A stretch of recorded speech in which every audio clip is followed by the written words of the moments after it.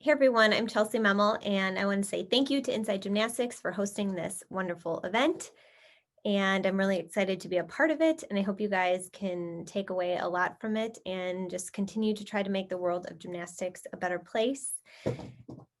Between you and me, this is like take 5 because I am the worst just at the introduction part. Hopefully, it'll just get better from here instead of going downhill. But my topic is the keys to success and what I've learned and what continues to, motivate me and push me. And I will share my screen because I did try to make a PowerPoint. And I will open this, I think. Oh, there we go. All right, Chelsie's keys for success. Go right on. Figured I needed a title slide. So it's kind of funny that this is a quote that was pulled from a conversation that I had on a podcast, and I really, really liked it. Don't stand in your own way of doing something just because you know how hard it's going to be. And I think that's it. It speaks so much to me, obviously, because I said it, but it's been a big part of this last journey of mine and the journey that I'm still on. But we know how hard things are going to be. It's hard to be successful. It's hard to be positive. It's hard to always continue pushing forward and moving forward. And it's hard to start something new or start something that you've done before. So don't stand in your own way just because you do know how hard it's going to be, because it will probably be worth it in the end, all that work. I'm going to start with finding your motivation. Motivation. I get asked this question weekly, especially right now. How do you stay motivated to keep doing what you're doing? And it took me a while to figure it out. And when I was training before, the motivation was to make the Olympic team. That was like that was the dream. That was that motivating force of making the Olympic team. And now I've been on, this like 2-year fitness journey that has led to a gymnastics comeback. And I can look back to the beginning, because that's sometimes the hardest part. The beginning is starting something. It's hard to start something, even something we've done before. And for me, this is the absolute longest that I've ever been in good physical shape, which is so crazy to me because I was an elite athlete for more than 10 years, but our seasons were so up and down. And I never truly figured out what was, worked for me, what worked best for my body. And I just didn't know. It was just so much of this roller coaster of the season. And just like I said, just not knowing enough. So this time around, my motivation and mentality is much different than before. And the simplest answer to what my motivation is currently is I like how I feel. It's so simple. I like how I feel. I like feeling strong. I like feeling capable. I like being able to push my body and like the boundaries of what I think I can do. And that's such an empowering, like powerful feeling for me to just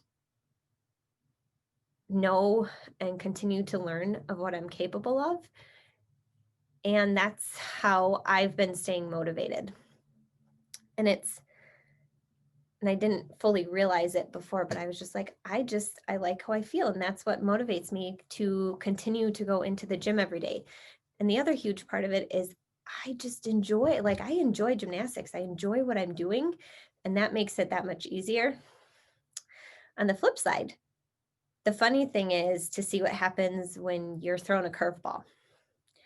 It's very easy to stay motivated when things are easy and when things are going really well. And it's much harder to continue that, like when things are tough or you can't do everything. Like, I just hurt my ankle a couple of weeks ago. And so I have to push myself a little bit harder each and every day to come into the gym and to be motivated, to get excited about being here and doing just the simple little exercises instead of all the tumbling and gymnastics that I want to do. But knowing that I will be able to do it again is helpful. But that part of it is harder when you're thrown that, like I said, thrown that little bit of a curveball. But this kind of slides and transitions right into my next slide and topic, and that is goals. You need to have a goal and have something to work towards and have this one big goal, the one the super high, that dream thing that you want to accomplish. And then you kind of make a timeline and work backwards from it, and then set small goals, and then celebrate the little victories. I'm trying to find my mouse. And so for the goals, it's just so important to have goals. And it's something that you're working towards. And for this time around, I didn't realize it at the time, but the Chellsie challenge that we did each week were goals. And every week I would come in and be excited that I was able to accomplish that. But then it also made me work harder the rest of the week and condition more to try to get it more in shape, so to make the next week challenge easier. So like I said, I didn't really know it at the time, but that's what those weekly Chellsie challenges were. Those were like little goals to overcome, and then to celebrate, get excited when you do something and you do it well, or you accomplish something. And that's the same like for coaching. Celebrate the team, celebrate each individual when they do something, when they get something. It just makes everything a little bit better and makes you want to continue moving forward because you're excited. And when I was younger, obviously that big dream and goal was always to make the Olympic team. And that's what kept me going on the hard days and the times that I was injured. And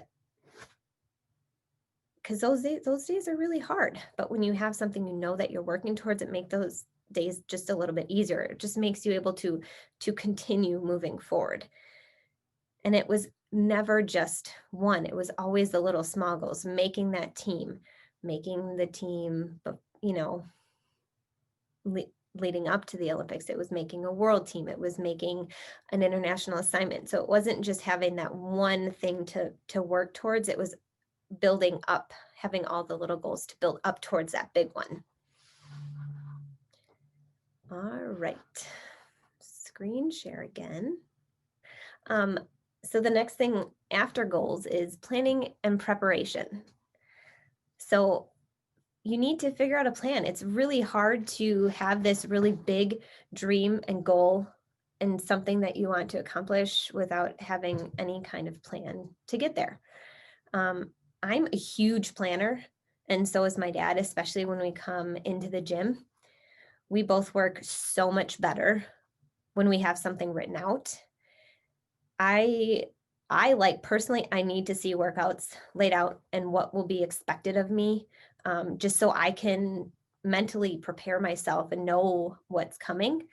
Not everybody needs that, and that doesn't mean that we always follow those training plans to a T. They could be modified a lot of the times, just depending on how I felt. But just like I said, I worked so much better having a training plan and knowing what was expected. And they got in this slide, it says they got very detailed once we got about 6 weeks out of a competition. My dad was very good at knowing the numbers that I needed, knowing when and where to do each of the routines on which days. And it always was planned on which competition it was. If it was a classic, it was only one day of competition. If it was championships, it was 2. So we trained a little bit differently depending on which competition was coming up. So we were the best prepared for that competition. And also the great thing about like having the plans written out is you can see if it's working or if it's not, or if it needs tweaking. You can go back and look and say, okay, this is what we did and it didn't quite work. Where can we make those, little bit of changes to get better results? So that's why I'm a huge fan of planning when you're talking about something as big as like your dream and your goals. So it's like I said, for me, it's so much easier to go in and just be like, all right, go down the list. This is what I'm doing. And I do that now, especially with my conditioning workouts. I write them out. I have a huge binder because it's just nicer to go into the gym, be like, okay, this is what I'm doing. I don't have to like poke around or just be like, okay, what do I need to do today? No, it's already written down. So I highly encourage planning and preparation. Attitude. This is a big one. Attitude and passion. I kind of slid in passion there, but having a positive attitude and outlook. One of my favorite things too, I've heard this a lot and I do this a lot, just having conversations even with my husband about work, using the phrase I get to instead of I have to. Like, I'm so excited I get to go to the gym today. I get to teach today instead of like, oh my gosh, I have to go to work today. And it's just that change of how you say things or how you look at going into something. It makes a difference. Are you passionate about what you're doing? Do you love going to work? Does it bring you joy? Those are all things that are, super important. And it's hard. Like right now in the world, this has been such a trying time, and it's been hard to stay positive with so much unknown. And a lot of times when it gets too much for me, I try to take myself out of the equation a little bit and put on a happy face and attitude for just my own children, and then for the kids that I'm teaching, because it's sometimes just easier to be happy for them, being like, all right, I'm just going to be happy and have this great attitude because I'm here for them, instead of just getting caught up in my own head, because our attitude and our outlook directly affects how they see the world and how they interpret everything.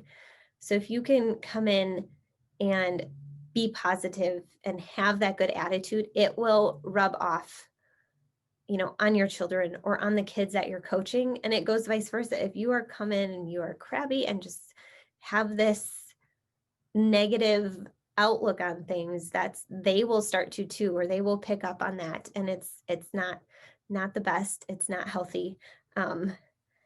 So I always try to, if I'm having a hard day, I think about my kids and what they need, and not as much of what I need. And it's funny because we're building a house right now. So we've been living in a very small place for 2 years. And I always laugh and kind of joke about it with my husband, but I never ever try to complain about the small space that we're living in. With both of my kids, there's four people, 2 adults, 2 children, and 3 dogs living in about 850 square feet, two very small bedrooms, 1 bathroom. But I don't complain about it to my kids, because then they'll look at it differently, and they're totally fine. They've never said a thing about it, and they don't know anything different, because I'm not saying like, oh my gosh, I wish this was bigger. I wish you guys didn't have to share a room. But once we move, then it'll be different. But it's just putting a positive spin on things, I think, truly help. And then you just might end up being happier and not even realizing it. You were just kind of faking it until you were actually happy. But again, just having that attitude and that different outlook. And like the biggest thing I know I said it already, is I get to do this instead of I have to do this. Which brings me to my next one. Failure, right? Who knew that would be a huge slide in my keys for success. But no, failure is a huge part of success. It's okay to fail. How are you going to respond to it? What did you learn from it?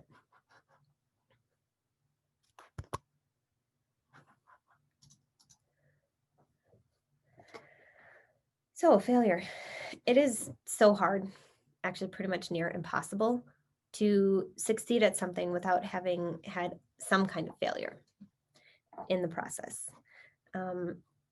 Failure is a learning experience, and it's okay. It's gonna happen. Learn from your failures, change your plan. And it's how we respond to that failure that will help us succeed. 2003 championships, US championships, was here in Milwaukee. And I was so excited because it was going to be, in my hometown in front of more of family and friends that usually would travel to a competition.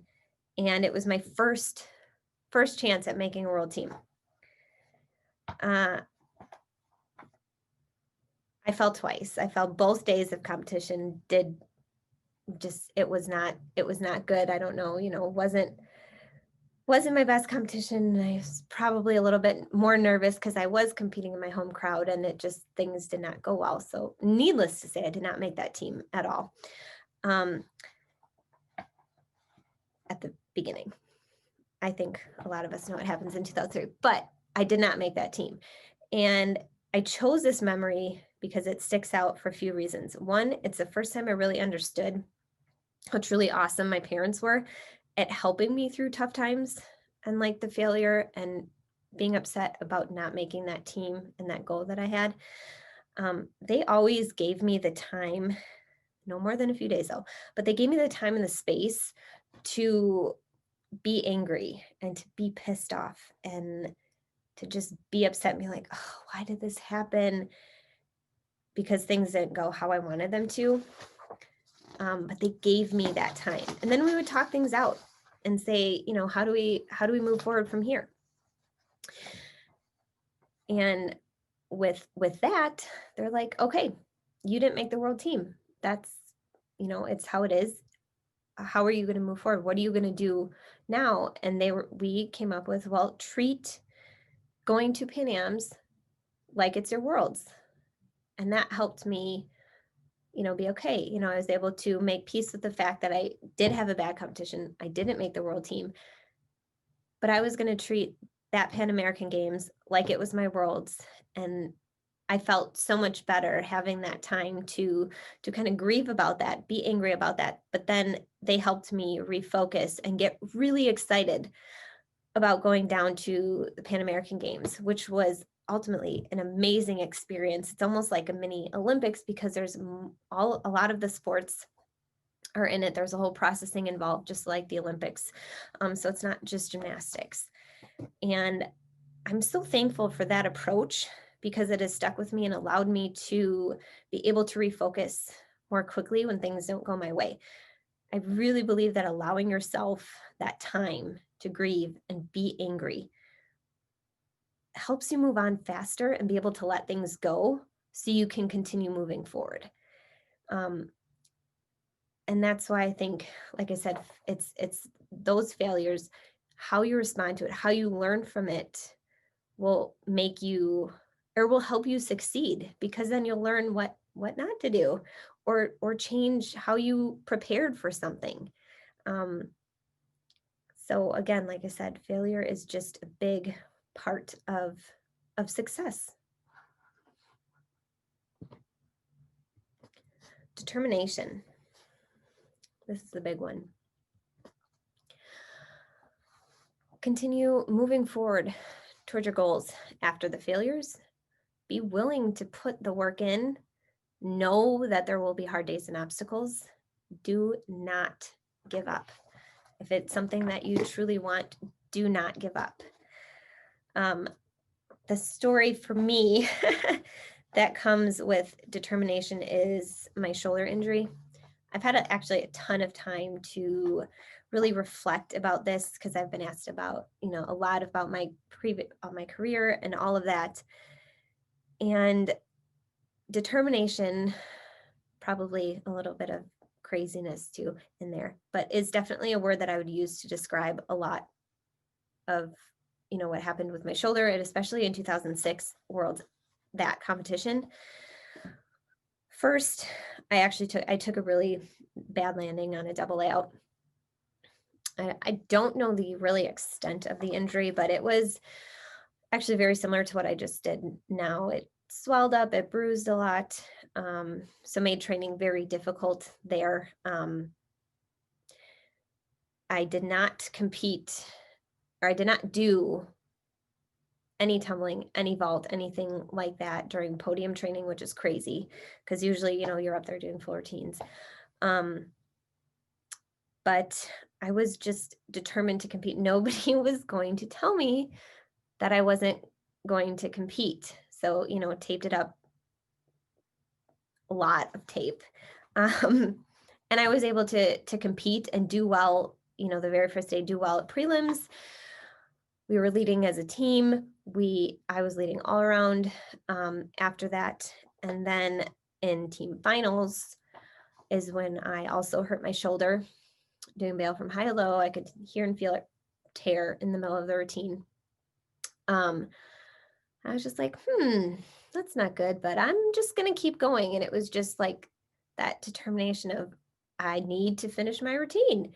So I finished my routine, got off. And the way it worked was we were the second event up, or second team up on bars, and then had to go right to beam because we were the first squad up. So there was not a lot of time to really fully assess what was wrong with my shoulder, but I was just like running high on adrenaline, just being like, I have to compete. I am part of this team. I want to compete. I want to finish what we started. So I was able to do beam and floor, but then unfortunately I did have to pull out of all around finals and the event finals that I made.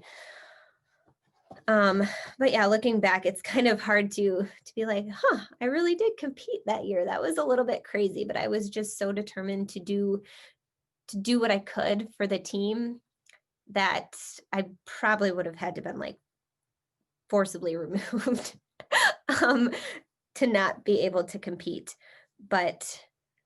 And so when I came home, it was, the shoulder surgery and rehab. And that was also one of like the toughest times in my career, was rehabbing that shoulder back to, to try to get it to what it was before surgery, or even better and stronger. So I was feeling confident with it. And those days were really hard because you're going into the gym and not being really able to do anything. And it was just that the goal of having the Olympic teams and the determination to make that goal happen, that helped me keep going.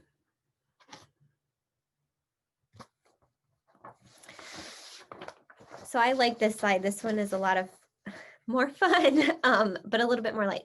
Create fun and friendly competition, especially during workouts. Play games. Like I said, do the friendly competition, do strength challenges, make practices more fun and productive. Those don't have to be one or the other. They can work simultaneously. You can have fun and be productive. And I think sometimes we forget that. But my dad would always incorporate fun and games into our practices, a lot more on the conditioning side, but still also on, during beam workouts or doing floor works or doing vault or things like that, but incorporating that kind of fun and competitiveness into training helps so much. We used to play, it was a strength that we used to play called Beat the Elite. And it was, some of the girls on our team who were younger than me, and then some of the boys' team. And it made us all better. It made us all stronger. It made the conditioning more fun.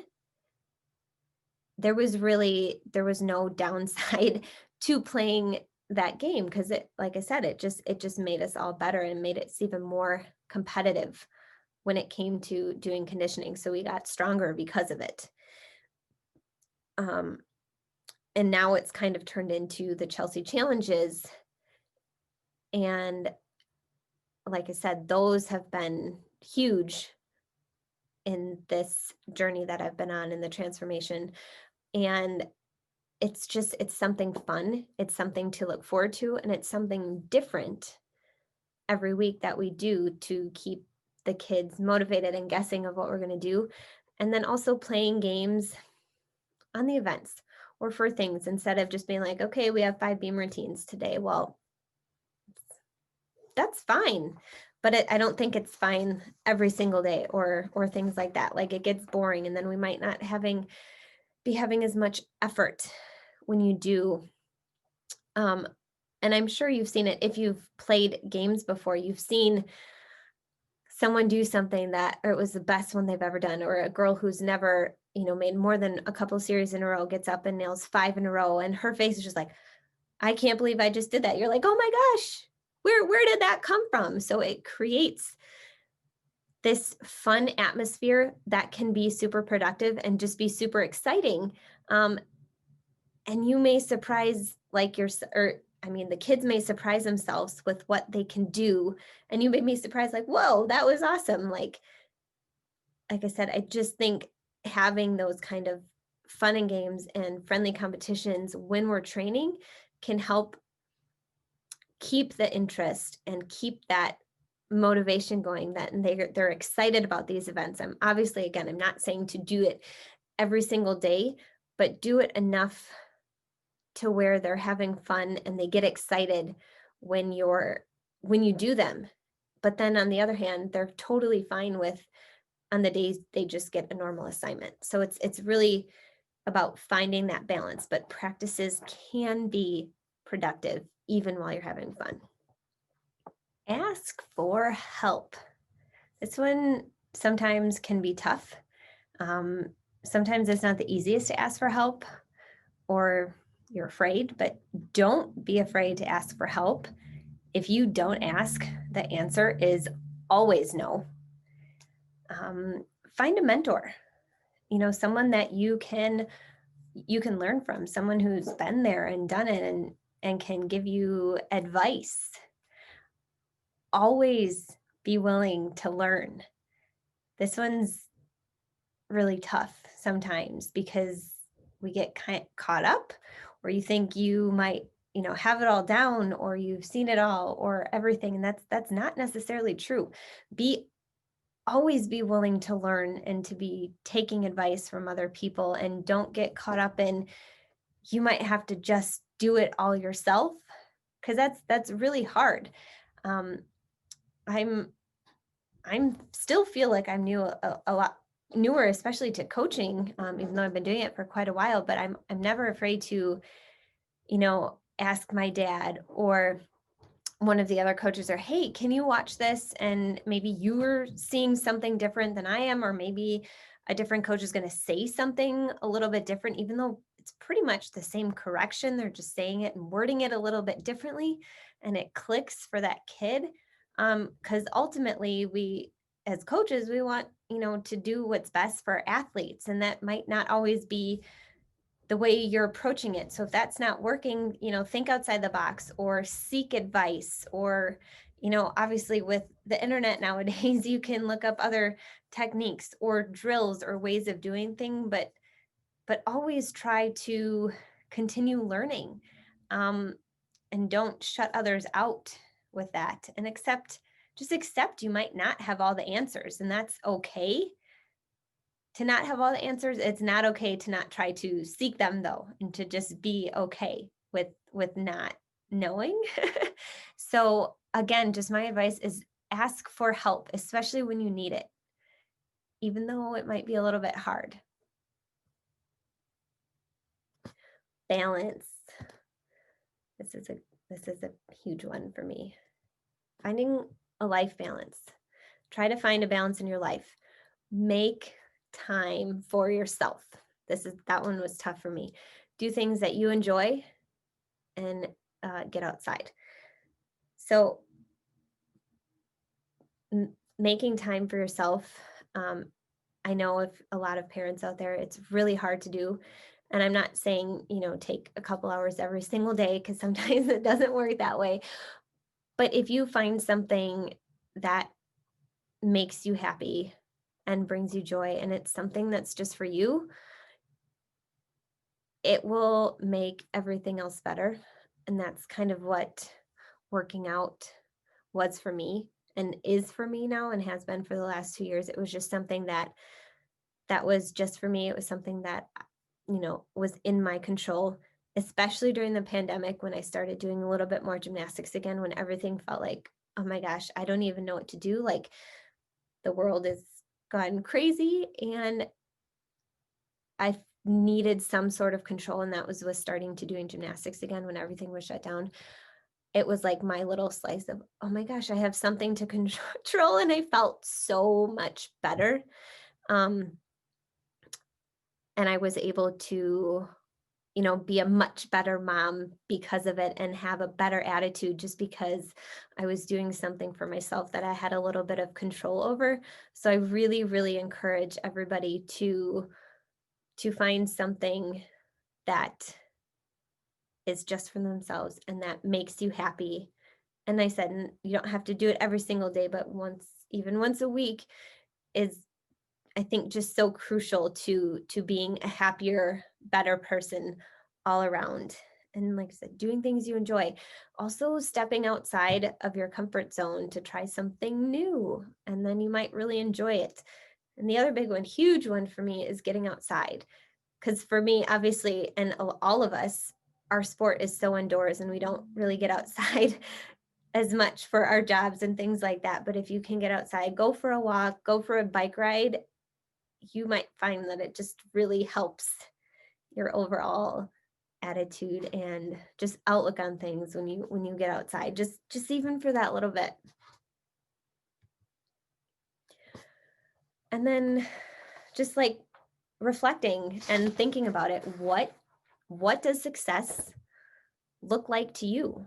What does it mean? What does being successful mean to you? Because it could mean something different to each and every one of us. For me, it's finding that great balance where I am happy and excited, where I can spend time with my kids, I can play with them and just be happy with where I'm at and continue to work out and do gymnastics. But yeah, really, really think about what success means to you. So just a little summary again of everything we've gone over for Chelsie's keys to success, or just what's worked for me. Find your motivation. What are you going to work towards? Set those goals. Plan and prepare for those goals. Write it down. Make a list of everything that you think you need to do to get to that goal. Attitude. Have a great attitude about it. And if you don't, fake it. Failure will be a part of your success. Don't be afraid of it. It's just how we respond. Determination. Create that fun and friendly competition. Ask for help and find a good balance. It was another one of my favorite quotes. There is no elevator to success. You have to take the stairs. It's going to be work. It's not just going to happen overnight, but it will be worth it in the end.